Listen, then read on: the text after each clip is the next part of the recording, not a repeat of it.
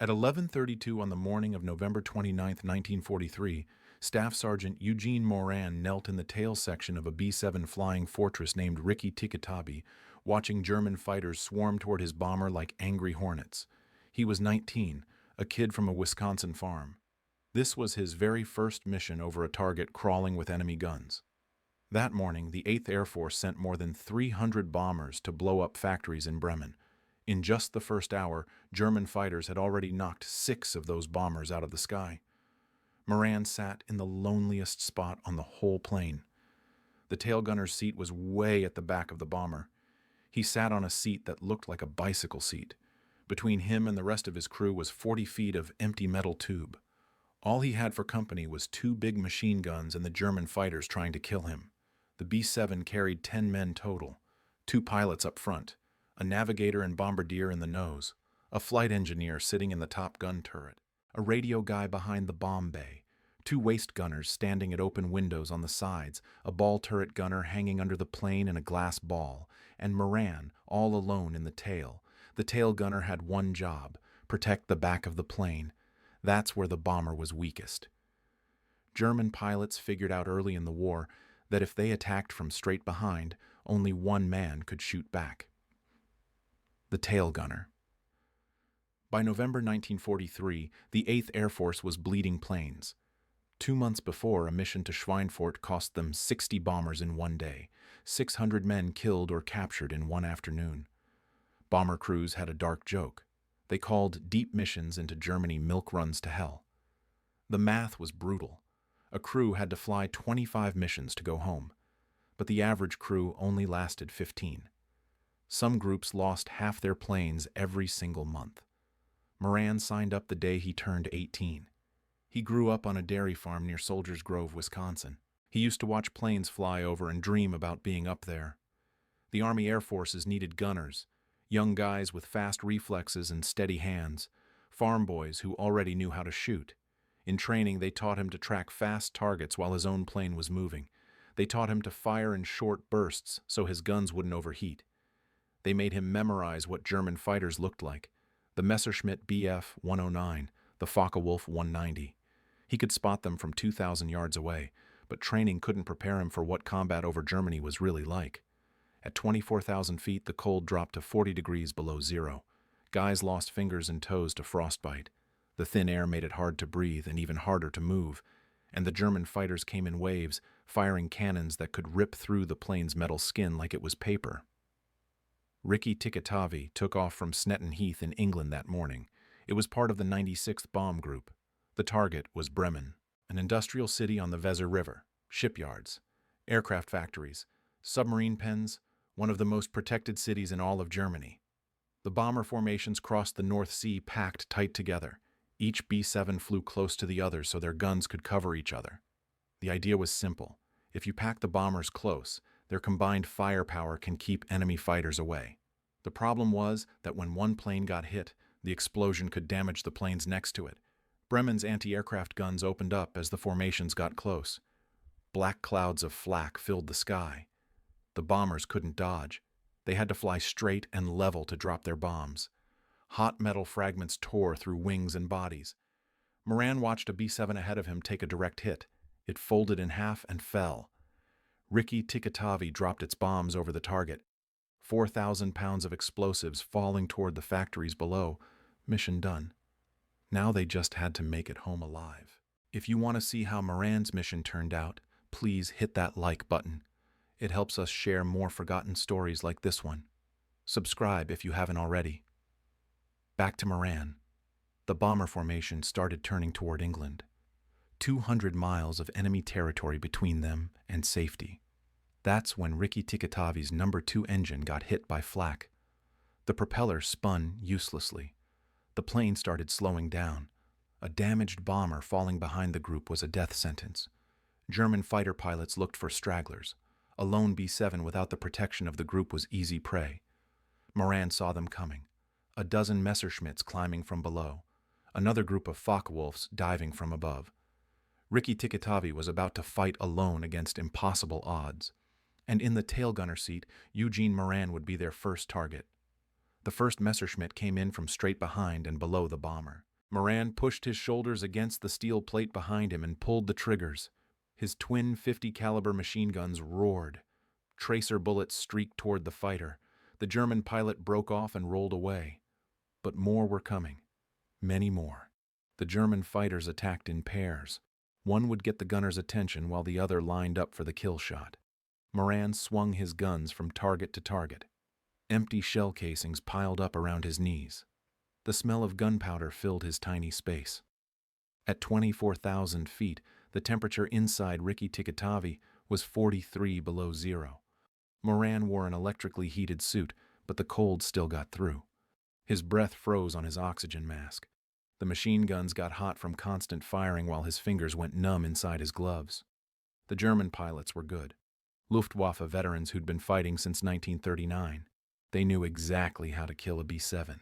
Hit the engines first. A bomber with dead engines can't keep up. Then take out the gunners. Kill the defensive fire. Finally, pour cannon rounds into the body until something breaks. Moran heard the impacts before he felt them. 20mm cannon shells punching through metal. The sound of tearing aluminum. Somewhere up front, one of the waist gunners stopped firing. Then the other one stopped too.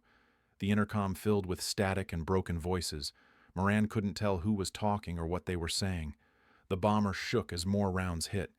He kept firing. There was nothing else to do. A Focke-Wulf came in from the right side. Moran swung his guns and pulled the triggers. The fighter's wing came apart. It spun downward, trailing black smoke. His first confirmed kill. He didn't have time to think about it. Cannon rounds ripped through the tail section. Moran felt something slam into his left arm, then his right arm. Both arms were hit. Blood soaked through his flight suit sleeves. The pain was sharp and immediate, but his hands still worked. He could still pull the triggers. More hits. The vertical fin above him took multiple strikes. Control cables snapped and whipped through the air. The tail section started shaking violently. Something was very wrong with the plane. Moran looked down at his parachute. Every airman wore one, the silk canopy packed into a canvas bag strapped to his chest. If the bomber went down, the parachute was his only way out. He saw holes in it. Multiple holes. Cannon rounds had shredded it. His parachute was useless. If he had to jump, he would fall 4 miles to his death. The attack kept going. German fighters made pass after pass. Moran counted at least 15 of them circling the dying bomber. Ricky Tikatavi was losing height and speed. The engines that still worked strained to keep the plane in the air. Up front in the nose, navigator Jesse Orison was still alive. He was wounded but conscious. The pilot and co-pilot were both dead. The flight engineer was dead in his turret. The radio operator was dead. The ball turret gunner was dead. The waist gunners were dead. Of the 10 men who took off from England that morning, only 2 were still breathing. Orison in the nose, Moran in the tail. 40 feet of shattered metal between them. Another cannon round hit the bomber. This one hit something critical. Moran felt the plane lurch. A grinding sound echoed through the frame. The shaking got worse until his teeth rattled. Then came a sound he would never forget. The shriek of tearing aluminum, the scream of metal failing. Ricky Tikatavi was breaking apart. The body of the plane split just forward of the tail section. Moran watched the front of the aircraft separate and fall away. The wings, the engines, the cockpit, the bodies of his crew, all of it tumbling toward the German countryside 4 miles below.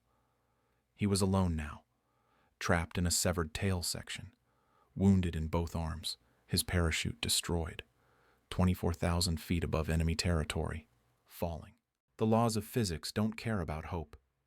A human body falls at about 120 miles per hour. The tail section of a B-7 weighed several thousand pounds. It would fall faster. Much faster. Eugene Moran had maybe 90 seconds to live. The severed tail section tumbled through the sky. It spun end over end. Moran slammed against the walls of his compartment. His wounded arms screamed with pain. Blood sprayed across the inside. The wind howled through the torn opening where the rest of the plane had been. Moran should have been frozen with fear. He should have curled up and waited to die. Instead, he did something that made no sense. He kept fighting. The German fighters were still circling. They saw the tail section falling and moved in for a closer look. Maybe they wanted to confirm the kill. Maybe they were just curious. Whatever the reason, they made a mistake. They flew close enough to a wounded tail gunner who refused to quit. Moran grabbed his machine guns. The spinning tail section made aiming almost impossible. The forces pressed him against his seat, then threw him toward the ceiling. His arms were bleeding. His parachute was destroyed. He was falling 4 miles to certain death, and he was still shooting. Tracers arced wildly through the sky as the tail section rotated. The German pilots scattered. They had never seen anything like this. A man in a falling coffin firing back at them with everything he had. One Messerschmitt took hits across its body. The pilot broke off and dove toward the ground, trailing smoke. The altimeter in the tail section was broken, but Moran could see the ground getting bigger through the gaps in the torn metal. Fields, forests, roads, German farmland rushing up to meet him. The tail section's shape saved his life. The vertical fin and horizontal fins acted like crude wings. They caught the air and created drag. Instead of dropping straight down, the wreckage started to glide. The spinning slowed. The fall became almost controlled. Almost. Moran guessed he was falling at about 100 feet per second, fast enough to kill him on impact, but slower than a body in freefall. The fins were buying him time. Seconds, maybe a minute, time he used to keep firing at any German fighter that came close. The ground was 5,000 feet below, then 3,000, then 1,000. Moran braced himself against the steel plate. He wrapped his wounded arms around the ammunition boxes. There was nothing else to hold on to. The tail section hit the top of a pine tree at about 100 miles per hour. The impact snapped branches as thick as a man's arm. The vertical fin caught on a trunk and ripped away. The wreckage tumbled through the forest canopy, shedding pieces of aluminum with each impact. Moran's head slammed into the steel framework above him. His vision exploded into white light. He felt his ribs crack. Both arms bent at angles they were never meant to bend.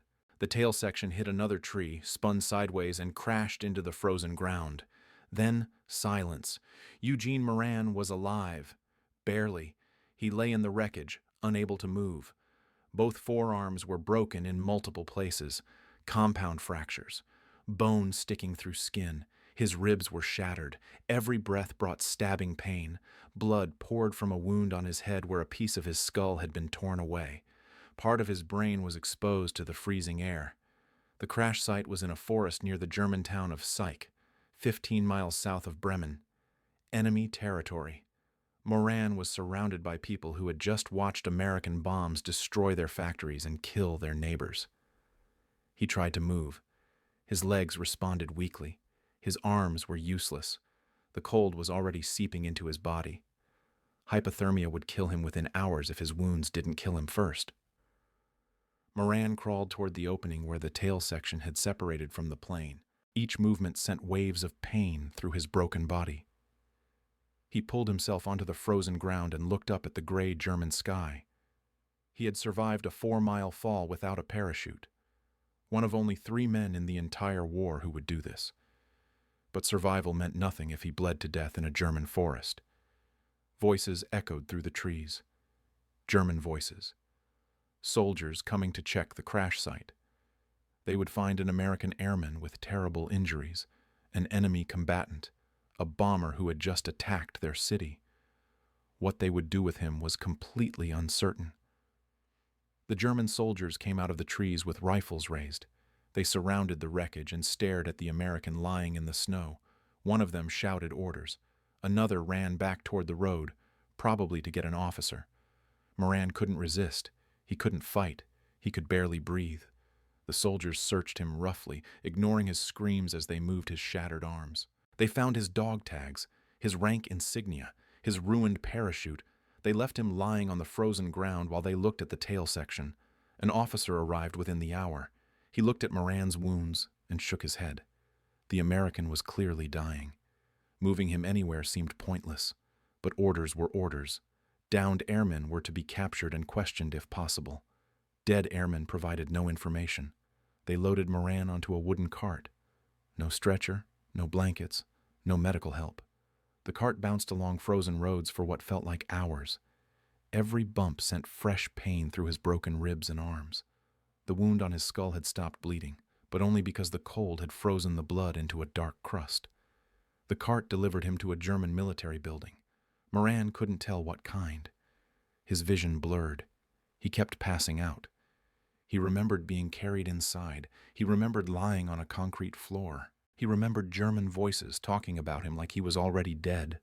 No doctor came. No medic. No one offered water or bandages or morphine. The Germans had limited medical supplies, and they weren't going to waste them on an enemy airman who would probably die anyway. Moran lay on that concrete floor for 2 days. His wounds got infected. The exposed brain tissue started to swell. His broken arms turned purple and black. Gangrene was setting in. Without surgery, he would lose both arms. Without antibiotics, the infection would spread to his blood. Without help, he had maybe 48 hours to live. The German guards watched him get worse. Some seemed like they didn't care. Others looked almost sorry. But none of them had the power or the supplies to save him. American bombers had been destroying German cities for months.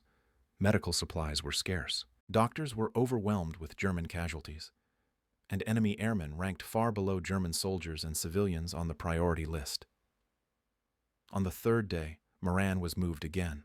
Another cart. Another painful journey over frozen roads. This time his destination was a prisoner of war hospital.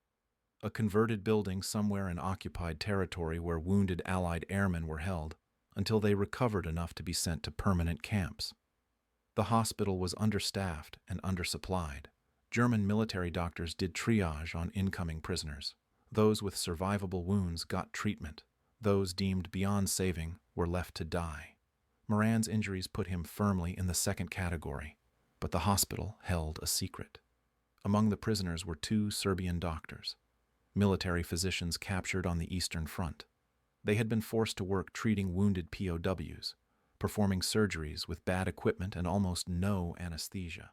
The Germans allowed this because it freed their own doctors for more important patients. The Serbian doctors looked at Moran and made a decision. They would try to save him. Not because anyone told them to. Not because they had the right tools or medications.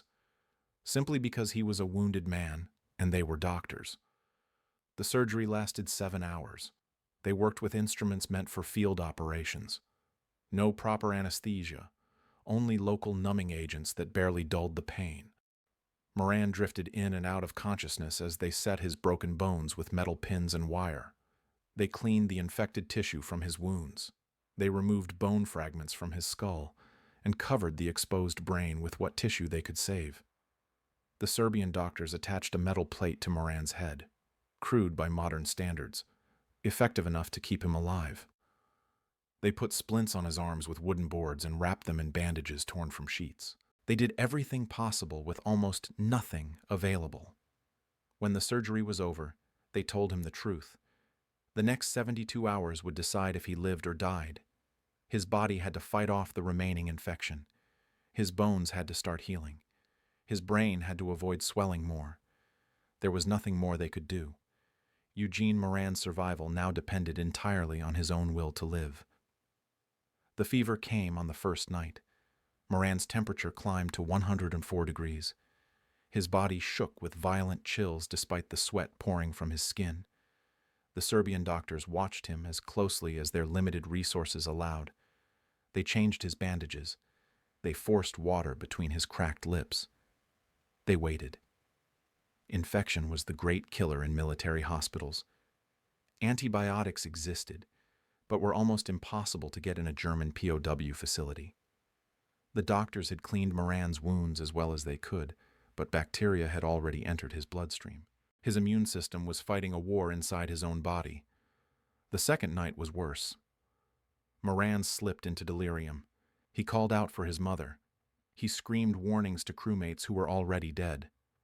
He relived the moment when Ricky Tikatavi broke apart, his unconscious mind replaying the trauma over and over. The other wounded prisoners in the hospital ward listened to his ravings and wondered if he would see morning. The Serbian doctors took turns sitting with him.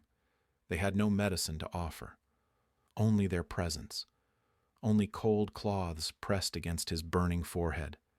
Only whispered encouragement in accented English that he probably couldn't hear. On the third morning, the fever broke.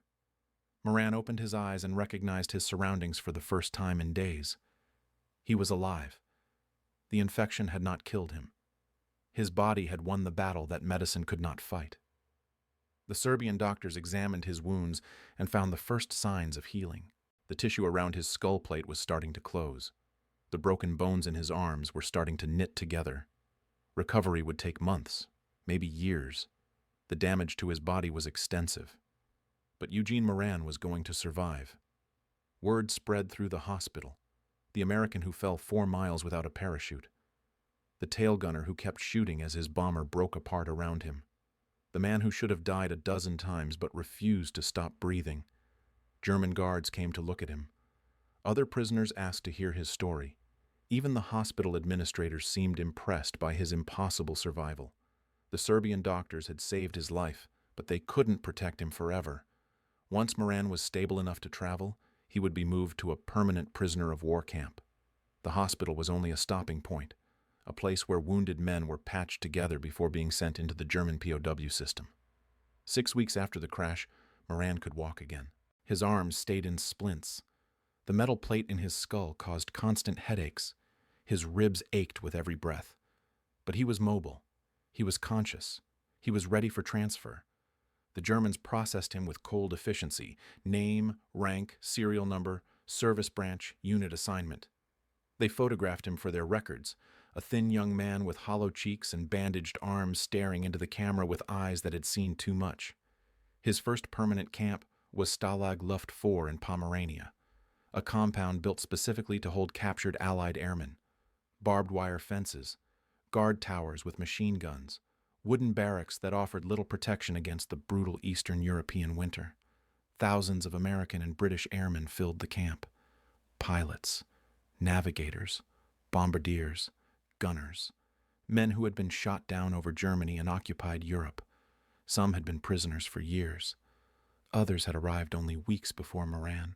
All of them shared the same fate: captivity until the war ended or they died. Moran found a strange community behind the wire. Prisoners organized themselves into units. They kept military discipline. They made libraries from donated books. They held classes in everything from math to foreign languages. They built secret radios to listen to BBC broadcasts.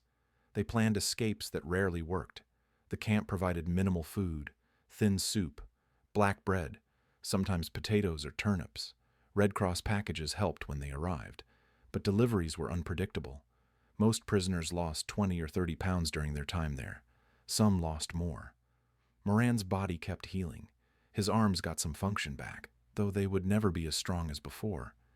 The headaches from his skull injury became less frequent. The nightmares about the crash never stopped. He was alive. He was surviving. But 17 months of captivity still stretched ahead of him, and the worst was yet to come. In the summer of 1944, the Germans moved Moran to a new place. The journey took him across occupied Poland in a cattle car packed with 60 prisoners. No room to sit, no bathroom, no food for 3 days. Men collapsed against each other and prayed for the train to stop. The destination was another camp, then another. Over the following months, Moran passed through 4 different POW facilities as the Germans shuffled prisoners across their shrinking empire. Each move brought new hardships, new guards, new diseases, new ways to suffer. The worst came in the autumn of 1944, the Hell Ship. German authorities decided to move several hundred Allied prisoners across the Baltic Sea. The vessel was an old freighter, never meant to carry human cargo.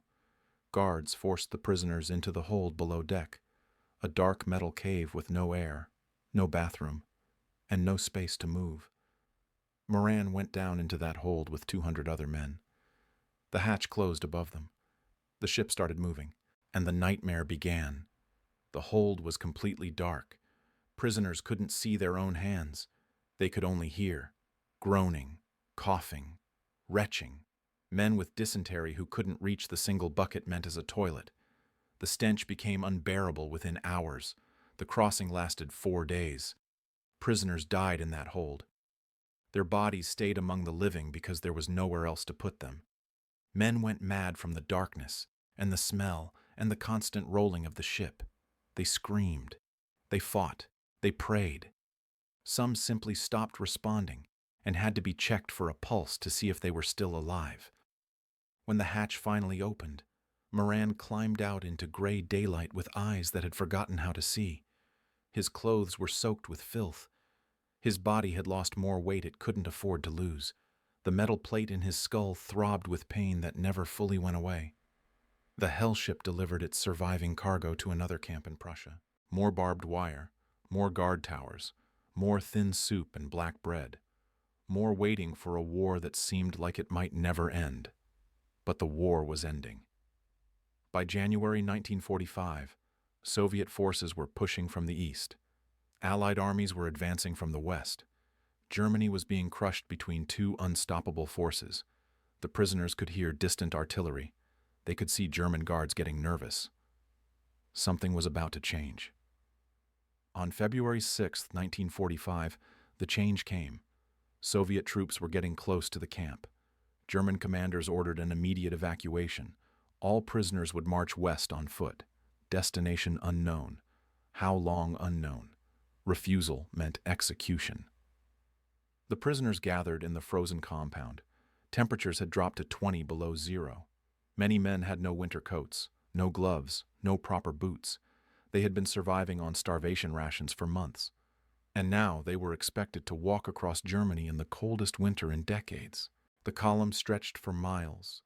Thousands of Allied airmen trudging through snow and ice. German guards marched alongside with rifles ready. Anyone who fell behind would be shot. Anyone who tried to escape would be shot. The message was clear. Walk or die. Moran had survived a 4-mile fall from the sky. He had survived catastrophic injuries. He had survived crude surgery and raging infection. He had survived the hell ship. Now he faced 600 miles of frozen roads with a body that had never fully healed. The march would later become known as the Black March, one of the longest forced marches of Allied prisoners in European history. 86 days of walking through blizzards and freezing rain, sleeping in barns filled with animal waste, drinking from ditches contaminated with human sewage, eating whatever could be stolen or scavenged from the devastated countryside. An estimated 1,500 American and British airmen died during the Black March. Pneumonia, dysentery, typhus, frostbite that turned to gangrene, bullets from guards who decided a straggler wasn't worth waiting for. Eugene Moran put one foot in front of the other and refused to stop. Behind him lay 17 months of captivity. Ahead lay an uncertain number of miles through enemy territory. Somewhere beyond that, if he could survive long enough, lay freedom. The Black March ground forward through February and March of 1945. Prisoners walked 15 to 20 miles each day through snow that sometimes reached their knees. They slept in frozen barns or on open ground. They ate raw potatoes stolen from fields and drank melted snow because the streams were contaminated. Moran's body protested every step. His arms had healed wrong and ached in the cold. The metal plate in his skull conducted the freezing temperatures straight into his brain. His ribs had never fully recovered from the crash. Every breath of frigid air reminded him of the injuries he had taken 17 months earlier. Men died around him daily.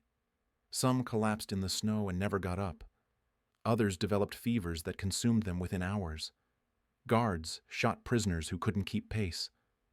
The column left a trail of bodies across the German countryside like markers on a map of suffering, but Moran kept walking. He had not survived a 4-mile fall to die on a frozen road. He had not endured the hell ship to surrender to exhaustion. Something inside him refused to quit. The same stubborn determination that had kept him firing his machine guns as Ricky Tikatavi broke apart around him. By April, the column had covered nearly 500 miles. The prisoners could hear Allied artillery getting louder each day. American and British forces were closing in from the west. Soviet armies were pushing from the east. Germany was collapsing. Liberation was coming. On April 26, 1945, the march ended. American soldiers from the 104th Infantry Division met the column near the Elbe River. The German guards threw down their weapons and gave up. The prisoners stood in stunned silence, unable to process what was happening. After years of captivity, after months of marching, after countless moments when death seemed certain, they were free. Moran weighed 93 pounds. He had entered the army at 150. The crash, the surgeries, the camps, the hell ship, the march. All of it had stripped away nearly 40% of his body weight. He looked like a skeleton wrapped in skin, but he was alive. Medical people rushed to treat the freed prisoners. Many needed immediate hospitalization. Typhus had spread through the column during the march. Pneumonia was everywhere. Frostbite had claimed fingers and toes that would need amputation. The doctors worked around the clock to stabilize men who had been systematically starved and brutalized for months or years. The army looked at Moran's case with growing shock. His service record told an impossible story. Shot down over Bremen on November 29, 1943. Aircraft destroyed by enemy action. Fell 24,000 feet in severed tail section without working parachute. Survived impact. Captured by enemy forces. Held as prisoner of war for 17 months. Survived forced march of about 600 miles. Military historians would later confirm that only 3 Allied airmen in the entire Second World War survived falls of similar distance without parachutes. Eugene Moran was one of them. The other 2 had similar stories of riding wreckage where pieces of destroyed aircraft slowed their fall enough to make survival possible. All 3 cases were considered miracles. The Army gave Moran 2 Purple Hearts for the wounds he got during the attack on his bomber, 1 for each arm shattered by German cannon fire. They gave him the Air Medal with Oak Leaf Cluster for his service with the 8th Air Force. They gave him the European Theater Medal and the Good Conduct Medal. They gave him an honorable discharge on December 1, 1945. The 96th Bomb Group had lost 938 men during the war. 206 aircraft destroyed. Thousands of missions flown over the most heavily defended targets in Europe. Moran's survival was a statistical miracle in an organization defined by terrible losses. News of his fall had spread even during the war. Radio operators had picked up German broadcasts describing an American who fell 4 miles and lived. The story reached Wisconsin, where Moran's family had spent months not knowing if he was alive or dead. Anonymous letters arrived describing what the radio operators had heard. Hope mixed with uncertainty until official word finally came. Staff Sergeant Eugene Moran returned to Soldiers Grove, Wisconsin in late 1945, the farm boy who had dreamed of flying while watching planes pass overhead, the tail gunner who fell from the sky and refused to die. He was 21 years old. He had aged decades. The question now was whether he could build a life after everything he had been through. Eugene Moran married Margaret Finley a few months after coming home to Wisconsin. She was a local girl who had known him before the war. She saw past the physical scars and the hollow eyes and the nightmares that woke him screaming in the darkness. She saw the man underneath the damage. They built a life together on a small farm near Soldiers Grove, the same landscape where Moran had grown up watching airplanes pass overhead and dreaming of flight. Now those dreams had been replaced by memories he could never fully escape. The roar of engines, the chatter of machine guns, the sound of aluminum tearing apart at 24,000 feet. Moran rarely talked about the war, not to his wife, not to his 9 children, not to anyone who asked. The experiences were too painful, the losses too deep. 8 of his crewmates had died on Rikki-Tikki. Countless friends had died in the camps and on the march. Talking about it meant reliving it. So he stayed silent for more than 60 years. The physical wounds never fully healed. The metal plate in his skull caused headaches for the rest of his life. His arms stayed weak and hurt in cold weather. His ribs ached when storms came. His body carried the evidence of November 29th, 1943, until his final breath. But Moran lived. He raised his family. He worked his farm. He went to church on Sundays and watched his grandchildren grow. He outlived most of his fellow prisoners and nearly all of his fellow crewmen. The farm boy who should have died a dozen times over instead lived to see the 21st century.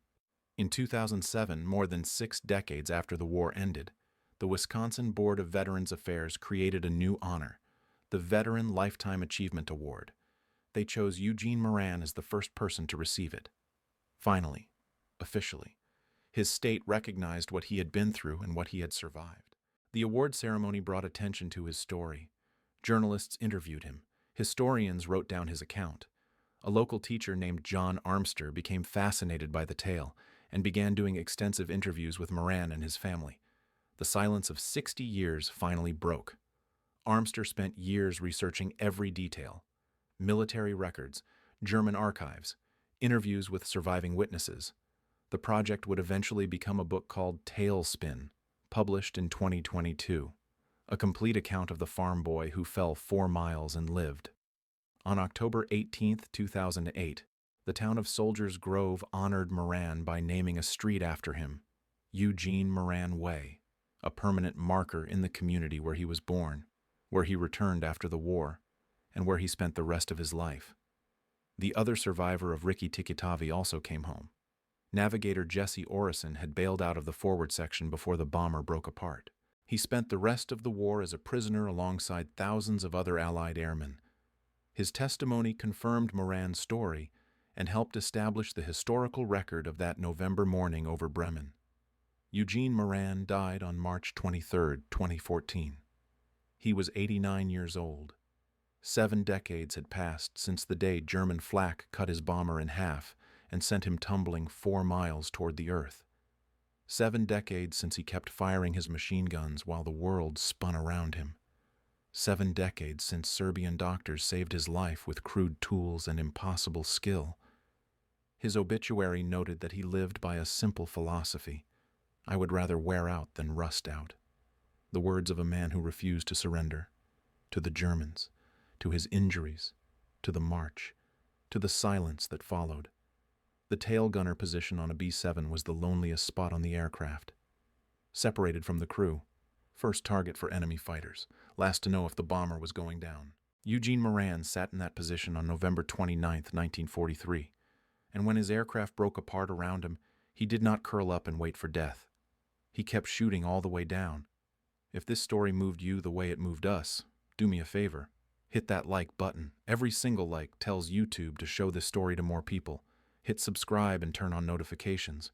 We rescue forgotten stories from dusty archives every single day. Stories about tail gunners who fell from the sky, farm boys who refused to die, real people, real heroism. Drop a comment right now and tell us where you are watching from. Are you watching from the United States, United Kingdom, Canada, Australia? Our community stretches across the entire world. You are not just a viewer. You are part of keeping these memories alive. Tell us your location. Tell us if someone in your family served. Just let us know you are here. Thank you for watching, and thank you for making sure Eugene Moran does not disappear into silence. These men deserve to be remembered, and you are helping make that happen.